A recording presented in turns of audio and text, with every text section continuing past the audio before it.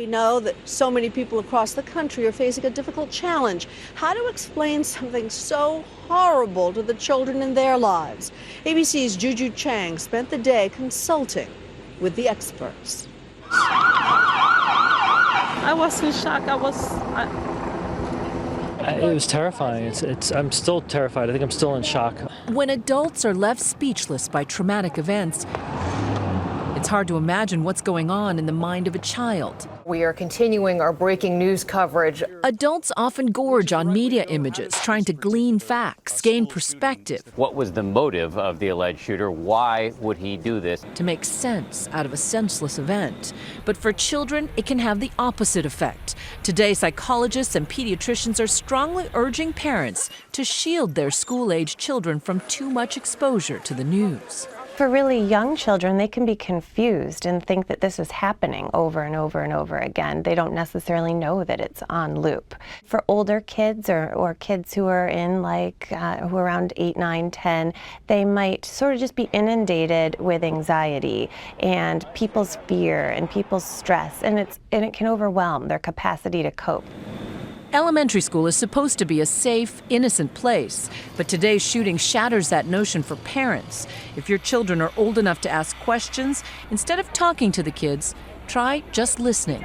Start by asking them, what do you know? How are you feeling? Ask open-ended questions so that you can start from there. A lot of times we think they want to know lots and lots of information that adults want to know, but children don't necessarily have the same questions or have the same needs. When they do ask questions, don't hide from their concerns, but try not to over-answer either. And that just can heighten their anxiety? Or confuse them. It could make them more anxious. It could plant seeds, maybe ideas that hadn't occurred to them. While we don't want to hide our emotions, try not to be overly emotional either in front of the kids. Because kids get their cues from their grown-ups. We look to grown-ups to interpret situations for us. It's called social referencing. It's what kids do. So we're all sort of being watched, and kids are looking to us to let them know, how should we be reacting to this? And so if parents are overreacting? Understandable, but try to share your sadness and your anxiety and your fear and your anger with other adults and shield children from those conversations. Mental health experts told us they've learned a lot from the experience of 9/11. A number of children were traumatized who had no direct contact with 9/11, but rather watched the media extensively. And for those children, a term was coined called secondary terrorism.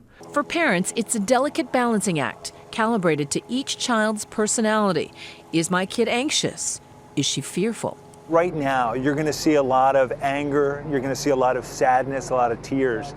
But over time, watch for these kinds of things. Watch for children who are having trouble sleeping or eating, kids who can't focus, they can't go to school, they can't resume their normal activities, or children who are just obsessed with worrying. All they can think about and talk about is this event.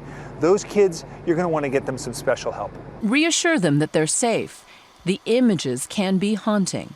Explain in concrete terms that the police and teachers are working to keep schools safe, and explain that this is a very, very rare event. Parents are able to put it in perspective. Like, they know the odds are incredibly long that their child's school is going to have this kind of incident, and yet kids might not know that. That's right. We develop thinking errors like that sometimes after a trauma, and kids are especially prone to it. They're especially prone to what we call magical thinking or associative logic. So if it happened in a kindergarten classroom, it'll happen in another kindergarten classroom. You have to correct their magical thinking. That's right. But the professionals we spoke with told us that the best comfort may not be verbal. There's a superb body of research, from animal research to human research, research with premature babies. And what this all comes to is that the touch, the comforting, has strong biological effects. And so it's not just a cliche of parenthood, it's wisdom through the ages that has now science behind it. An idea endorsed by President Obama earlier today. This evening, Michelle and I will do what I know every parent in America will do, which is hug our children a little tighter, and we'll tell them that we love them. So when words fail us, never underestimate the power of an embrace. Every parent knows that school can be a source of anxiety, too, for young kids regardless. I spent the day interviewing those trauma experts and child psychologists, and they all say the same thing. Kids depend on parents to feel safe. So while it may not be appropriate to hold a school assembly, which might just increase fears, schools are a source of community, and parents should check in with their teachers and administrators to see how their kids are responding. But as a sad footnote, Cynthia, Sandy Hook's school principal was among those killed today, and that community will need a lot of support moving ahead.